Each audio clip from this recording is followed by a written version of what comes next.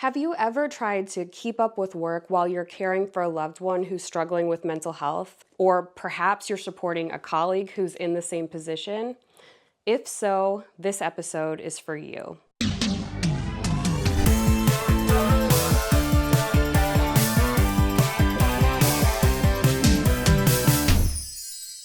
Welcome back to Inside the Team with Jessie Favre. This is a talk show where we get into the very human aspects of work that often don't get much airtime. This episode is no exception. Before we get started, please make sure to subscribe to our channel. That way you'll be the first to know of any new episodes that get dropped. Also, if this episode resonates, please make sure to like and comment so others can find this as well. I do want to share up front, this episode gets into some really sensitive and personal topics around suicide and grief. So please, please, please take care of yourself as you watch this. And if you would like to talk to somebody, whether you're going through mental health challenges or supporting someone who is, you can call or text 988, which is the National Suicide and Crisis Lifeline within the US. If you're outside of the US, please look into local mental health services and make sure that you're taking care of yourself. This episode is for educational purposes only, and I can't recommend reaching out to someone enough. To put things into perspective, according to the CDC, in 2023, 49,000 people died by suicide in the US. That's about one person in every 11 minutes. And of course, behind these statistics are real people and their workplaces and their families and their communities that will never quite be the same. Today, I am joined by a very special guest, Saroni Kundu. She is a mental health advocate, she's a business owner in the mental health space, and she's also the author of a recently published book called Hope Starts at Home. She's here to really get into how she was balancing work with family mental health challenges, as well as sharing her experience coping with grief with the loss of her sister who died by suicide. She does all of this work in her memory and in her honor. She's also going to offer some advice for how to bring up mental health at work, how to ask for what you need, and how to get the flexibility and support and accommodations that are so crucial in a situation like this. Let's get started. Well, Saroni, it is an honor to have you here on Inside the Team. Before we get too deep into this, could you tell us a little bit about who you are and what it is that you do? Of course. It's such an honor to be here, Jessie. I'm from an IT background, so I've been in technology industry for over 20 years. Most recently, I became a business owner, so I do own a franchise mental health clinic with my husband. And we've been running it. It's our third year running. And then now I also published a book, so I'm a published author now. Congratulations. Thank you. And it's a wonderful book. So I know in the book you talk a lot about your family's journey with mental health challenges. Yep. How does that fit into what you're doing now? Because you've had a huge career shift. I feel like my life has sort of brought me here through the different directions that I've been moving.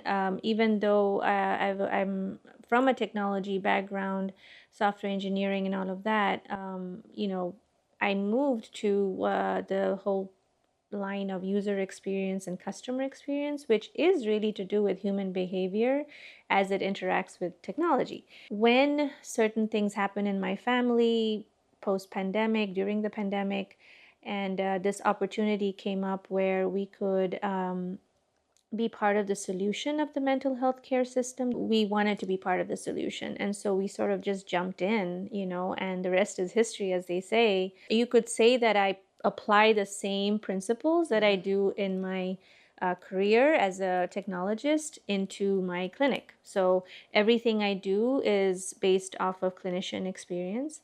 If you take care of that, it really does translate into great client experience. In the book, you talk about your family's journey, and I highly recommend that everybody reads this book, but to give a reader's digest of what your family has gone through, how would you describe that? We were all in a very dark time during the lockdown, and everyone was very concerned about catching the virus. But what was brewing underneath that was a lot of people around the world that suffered mental health challenges.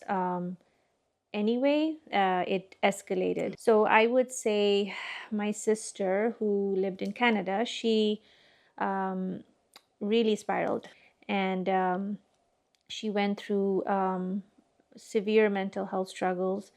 In the summer of 2021 is when she attempted suicide for the very first time. And that was a huge wake-up call for me and for my family. Around the same time, my son also showed signs of self-harm. And so that was a huge thing that happened at the same time. 6 months later, my daughter showed signs of severe anxiety.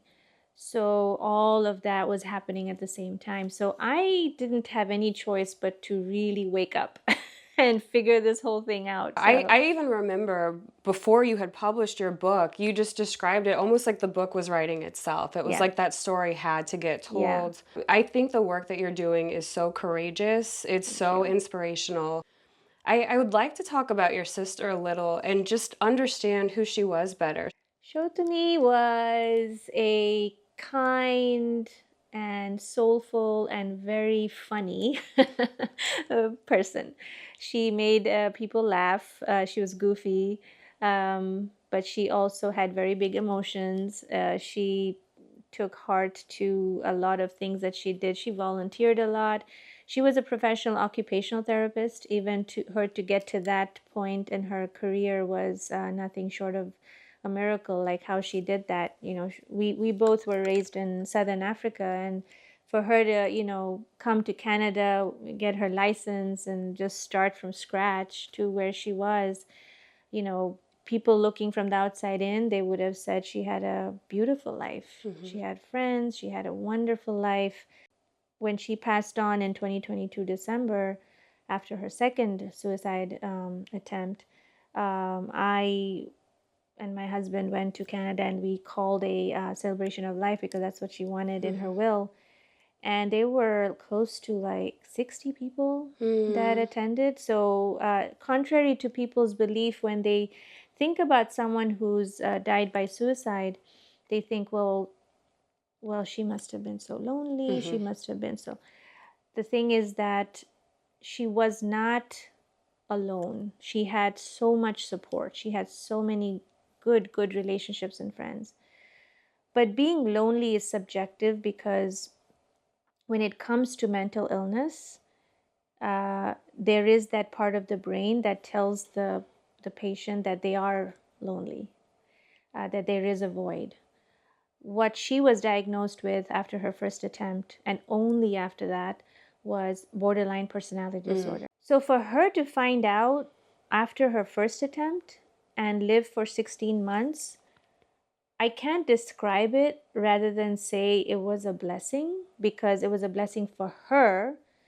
She finally could give a name to all the things that she'd been going through and feeling, but couldn't voice, right? So after her first attempt, and she learned what it was, she was very vocal about it. She was vocal about depression and how that's a symptom of what was actually wrong, you know. Going back to her journals, you know, way back before the diagnosis, all the things she wrote down were actually symptoms.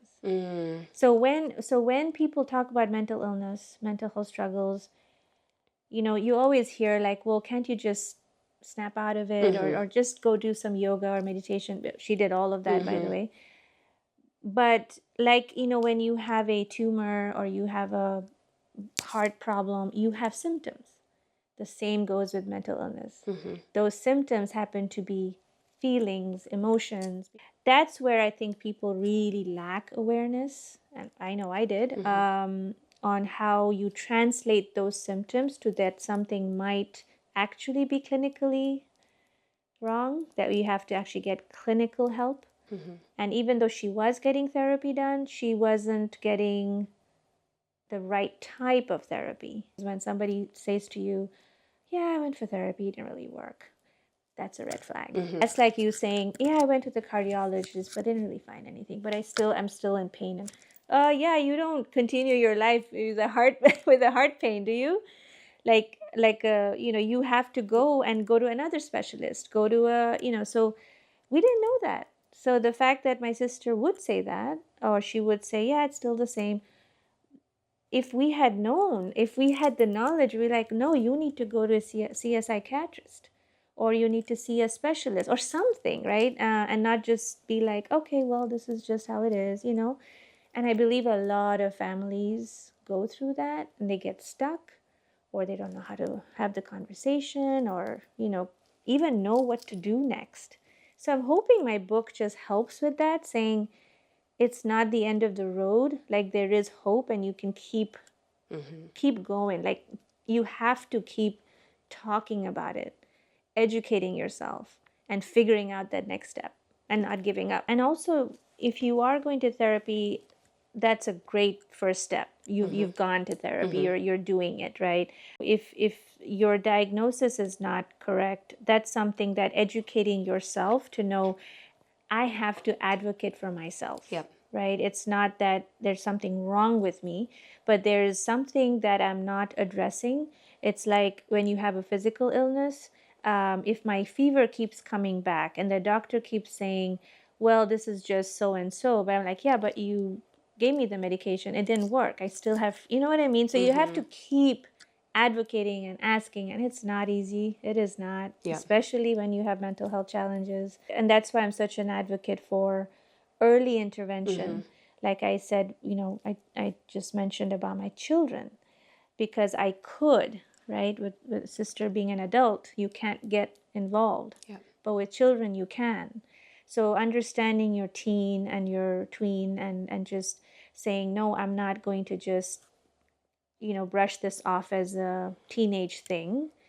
I'm actually going to address this, right? And just keep going and addressing and learning and keep going. And if you are the person that has to show the light, be that person and have the courage.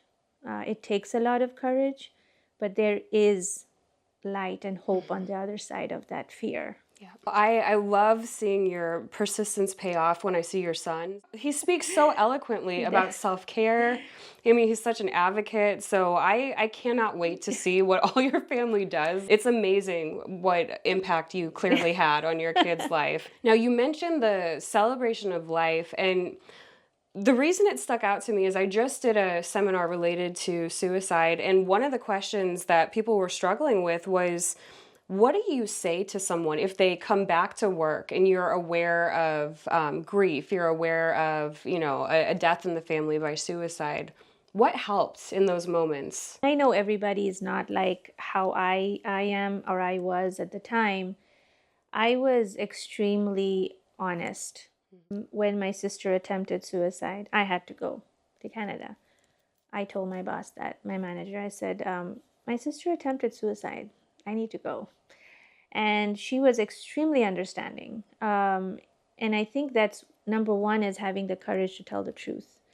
And then part of it is I was trying to understand what it meant too, right? So I didn't know why my sister did that and what happened. And the first thing you do, you start thinking about, what did I do something wrong? Have I not been there? That kind of thing. And there's a lot of self-blame and a lot of doubt and a lot of questions. But I think to get on the right path is just, you have to be honest and you have to tell your employer what's going on, right? After that, I honestly, it's a blur. I don't know if anybody asked me or anything. Maybe they didn't have to, because I was so open about it. And I think the way that I approached it, believe me, your life will be much easier, is to think of the suicide as a culmination of an illness. Not taking that as a personal blow, in the sense that you are to blame, or this is a family shameful thing. And those are the things that stop people from talking about it. But if you change your perspective to, this happened because it was a result of an illness, that was not diagnosed and treated on time or correctly or whatever happened, right? And so that's the way we need to start thinking about it. It's a clinical problem. It's a mental illness. I always say this now that I understand is when your child or your loved one is talking about suicidal thoughts, that's a symptom. Right away, you got to say, oh, we need to get you help. Like if someone says, I have this persistent pain in my stomach, it's like that, equated to a physical illness. So that's how I want people to start thinking about it. It's a clinical illness.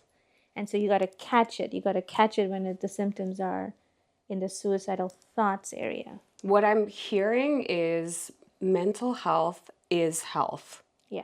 Mental health care is health care. It's healthcare, yeah. It's healthcare. So we need to kind of change that script. Is there any other advice you'd give somebody who's trying to balance like all of the family stuff with keeping up with your job? Being in a company where you can take sick time, take your sick time, family sick time. If you're taking your son to checkups or your child to checkup, psychiatric, psychologist, whatever it is, it's like going to the doctor, right? So you got to take your sick time and do it. A lot of people don't know this. There is, when she passed on, there is, of course, bereavement. Talk to your HR because you never know what's out there to help you out. So asking for the help, asking for flexibility, asking for accommodations, like being willing to say, I need this. We don't get to just do work at work and just do home at home. I had a conversation with somebody earlier this year that really had pushed back about me doing mental health trainings for corporate groups. And he said, this really belongs in a provider's office, not in the workplace. And I thought, how strange you think this isn't in the workplace. Wow. Because we carry this stuff with us. So, of course, it's going to affect your productivity, your focus, your ability to have good relationships with other people. How could it not? So now you are a business owner, you are leading a mental health practice. Yes. How have you taken what you've learned in your journey and applied this to how you lead this organization? Yeah, it's been the most fulfilling experience ever, which is, another way of saying it, there's challenges and then there's victories. Growing the team from, a single therapist to now 16 therapists, right? It's been a journey. And I feel like I used my personal experiences of navigating the system. I want to make sure I have all the different modalities, population segments. So diversity was very important. Just learning the different types of therapy. You can't just go for therapy. You have to know, after some evaluation, do you need play therapy? Do you need art therapy? Do you need dialectical behavioral therapy? Do you need cognitive behavioral therapy? Which therapy will work for you? So for me, it was important that my clinic offered a variety of these modalities. And like I said, my technology background, making sure that I have the right technology platforms and now even AI, all of those things to help my clinicians do their job their best. Yeah, you are the right person for the job. You are the right person for the job. I think it's possible that we may have business owners, we may have leaders who are listening. What is the advice that you would give somebody who's leading a group or leading an organization in terms of supporting employees who are going through mental health challenges or are caregivers who are supporting others with mental health challenges? Yeah, that's a really good question. My principle of leadership has always been servant leadership, and that is where you are working for your people and not the other way around.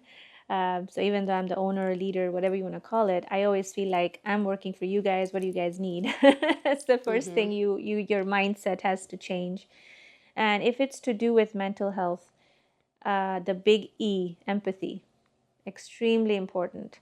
Putting yourself in their shoes. I understand as a leader, business leader, as a business owner, you also have to think about your business, your finances, because that's reality.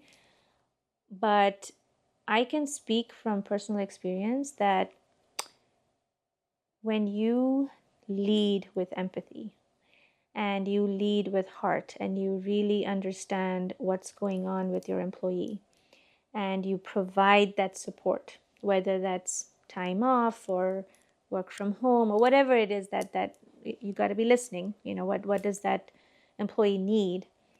It pays back in dividends.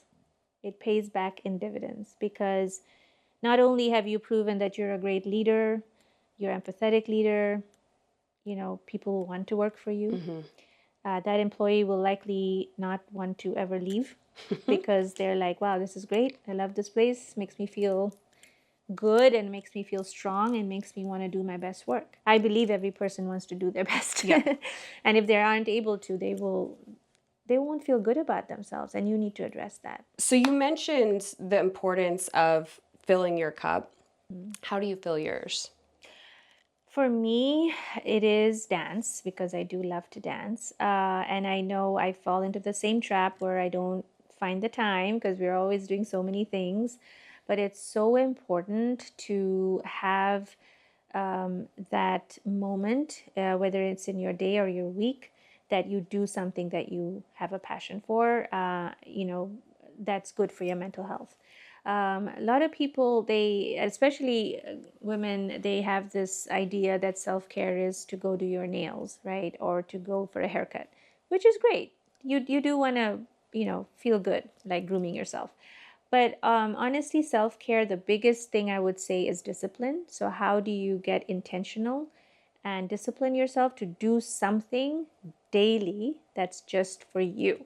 That's the most important part. If you promise yourself you're going to do something for yourself, you need to keep that promise for your future self. You really are. For you having an IT background, I feel like what I'm hearing is you need a software update. We need the 2025 update, which is, upgrade your software. Yeah, like discipline about self-care. You've got your gratitude practice. Yeah, Human 2.0. It's called Human 2.0. Download it if you haven't yet. Exactly, on an app store near you. I'm wondering if we could actually go do a little dance exercise and you can kind of show me your world. Yes, I would love that. Okay, so Saroni, you are going to be dance teacher here. So explain to me, what is it that we're doing exactly? Okay, so this is creative dance. So it's nothing that's, pre-choreographed. So just letting your audience know. It's definitely not. Completely spontaneous, but that's the whole idea. When I do dance reels, if you go see my social media, none of those are rehearsed. They're literally impromptu. Like just put the music on and move. So here's what I want. Jesse, I asked you to give me your favorite poem. So I'll ask you to read it. And then as you're reading it, I will express myself the way that I think, what I'm feeling. I don't want you to copy me though. Help! Challenge. Help me. You can get inspired.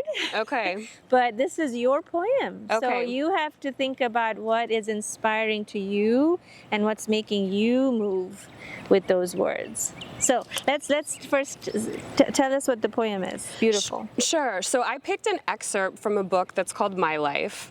This is an autobiography written by Isadora Duncan, who often is credited as one of the founders of modern dance. I have been just obsessed with her for years.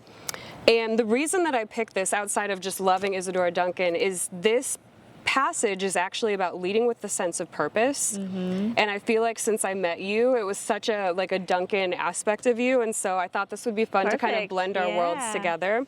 So as you're reading it, just put the pauses in the places that you feel the pauses should be, okay? And I'll try to move to it, okay? Okay.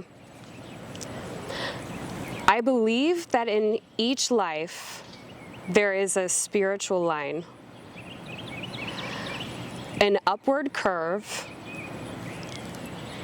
and all that adheres to and strengthens this line is our real life. The rest is but as chaff falling from us as our souls progress. Such a spiritual line is my art. See? That's how I just moved to it. I tried not to look. I could see out of the corner of my eye. Saroni, I'm terrified. Don't be terrified. Come on. So truly, Deep like, breath, so deep for breath. people out there that are like, this is the most terrifying thing one could be asked to do, what is the advice that you would give me as I think through how to move? Don't think. Don't think. Feel. Okay? So I want you to close your eyes and breathe. I just fell over. Great. Let's try this again. Okay. Close your eyes. Breathe in. Breathe out. And I want you to feel the poem, okay? You don't have to open your eyes if you don't want to. No one's watching, okay? I think everybody's watching. Let's be totally clear. Okay, I'm just going to see what I feel. Whatever you feel, okay?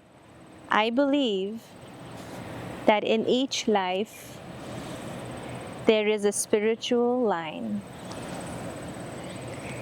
an upward curve, and all that adheres to and strengthens this line is our real life.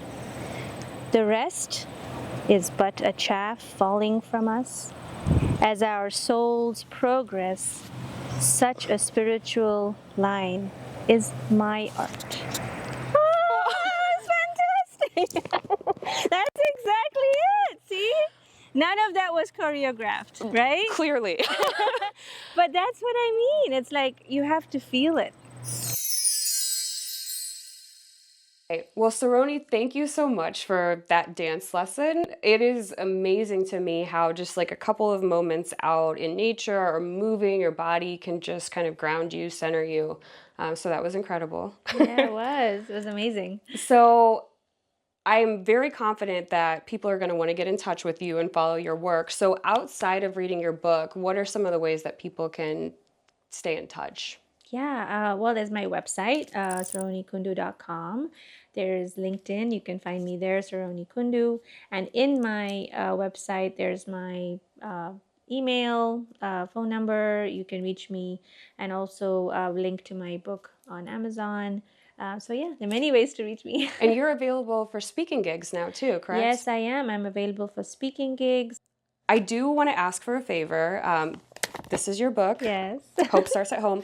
Can I get a book signing moment? 100%. With my favorite author. Yes. Thank you. Oh, you're so sweet. Perfect. Well, thank you so much for being here. Thank you. Thank you for continuing to be an advocate in this work. I think what you're doing is so inspiring, and I'm just so glad that our paths crossed. So for everybody who's watching, please remember, take care of yourself, ask for help when you need it, and we will catch you next time inside the team.